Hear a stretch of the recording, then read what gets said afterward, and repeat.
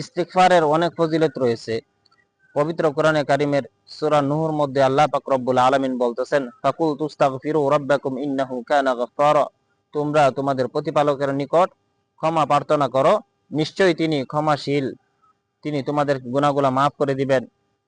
এরপরে বলতেছেন ওয়াইরুসিলিস সামা আলাইকুম মিদরারা, তোমরা তোমার প্রভুর নিকট ইস্তিগফার করো, আল্লাহ পাক রব্বুল আলামিন তোমাদের উপর যদি অনাবৃষ্টি হয় তাহলে আল্লাহ পাক রব্বুল আলামিন তোমাদের উপর অজস্র বৃষ্টি বর্ষণ করবেন।